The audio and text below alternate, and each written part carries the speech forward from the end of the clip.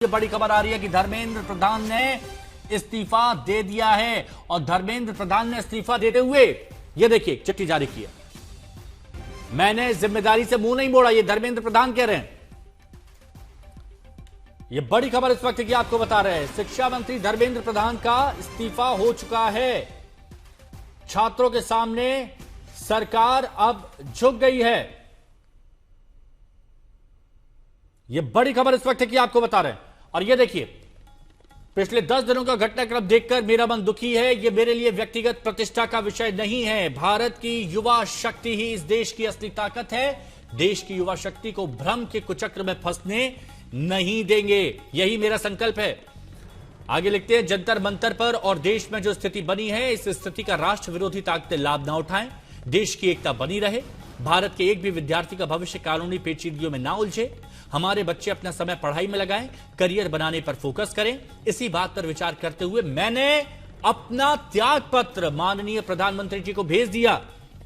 हिमांशु मिश्रा हमारे सहयोगी हमारे साथ जुड़ गए। हिमांशु, जो छात्र चाह रहे थे वो हो गया, धर्मेंद्र प्रधान ने इस्तीफा दे दिया।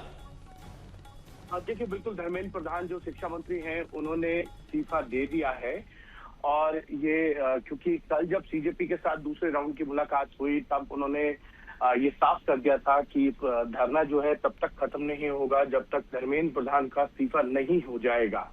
और जब ये श्योर किया गया, जेपी नड्डा और जितेंद्र सिंह जो मुलाकात कर रहे थे कि इस विषय पे हम फैसला नहीं ले सकते, हम आगे बातचीत करके आपको बताएंगे। आज तीसरे राउंड की बातचीत होनी थी और आज जो है धर्मेंद्र प्रधान ने इस्तीफा जो है वो दे दिया है एज ए शिक्षा मंत्री के तौर से। और उन्होंने ये भी कहा कि प्रभु जगन्नाथ जी के आशीर्वाद से मैं भविष्य में भी भारत माता, उड़ीसा की जनता तथा देश के युवाओं की आकांक्षा की पूर्ति के लिए हर संभव रूप से समर्पित रहूंगा।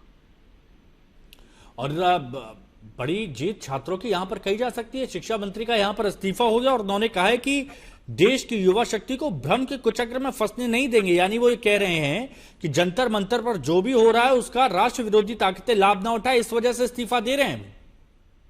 देखिए, बिल्कुल इसमें कोई दो राय नहीं है। जो उन्होंने इस्तीफा दिया है उसमें उन्होंने ये साफ कर दिया है कि जो भी कुछ हुआ है वो देश के लिए उन्होंने किया है, युवाओं के लिए किया है। लेकिन कुछ देश विरोधी ताकतें जो है इस पूरे आंदोलन का फायदा ना उठाएं और इसीलिए जो है उन्होंने ये इस्तीफा दिया है।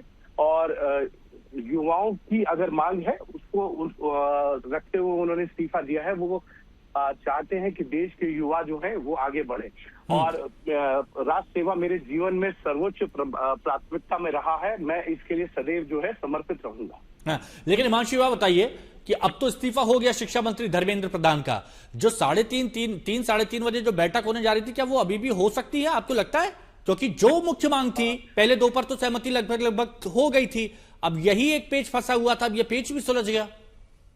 देखिए, बिल्कुल इसी चीज को लेकर पेच फंसा हुआ था और पूरे आंदोलन की जो मांग थी उसमें एक ही चीज मुख्य रूप से थी कि शिक्षा मंत्री धर्मेंद्र प्रधान का इस्तीफा होना चाहिए।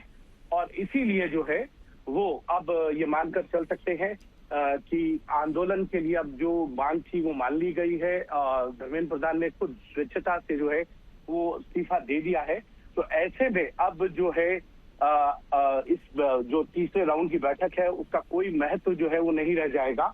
और इसीलिए ये इस्तीफा जो है तीसरे राउंड की मुलाकात से पहले दे दिया गया, क्योंकि आज 3:30 बजे ये बैठक दोबारा तीसरी बार होनी थी और उससे पहले केंद्रीय मंत्री धर्मेंद्र प्रधान ने ये इस्तीफा दिया।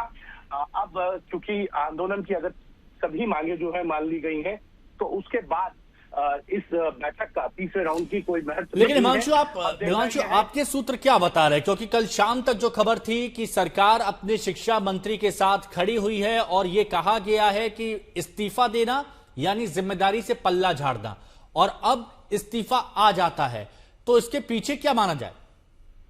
देखिए, अगर इस्तीफा आ ही गया है तो कल अगर आप देखें पिछले 48 घंटों के अंदर जो है सरकार ने बड़े कदम उठाए हैं। पहले प्रधानमंत्री नरेंद्र मोदी ने जो है इस बात की घोषणा की कि नीट पेपर लीक मामले में जो भी आरोपी हैं उनके खिलाफ फास्ट ट्रैक कोर्ट बना के सबसे पहले सुनवाई की जाएगी। उसके बाद फास्ट ट्रैक कोर्ट का गठन किया गया और उसके साथ साथ जो है वो प्रधानमंत्री नरेंद्र मोदी ने अपील की कि कैबिनेट के अंदर जो है एक बड़ा बिल जो है जो पब्लिक एग्जाम आप बने रहिए हमारे साथ।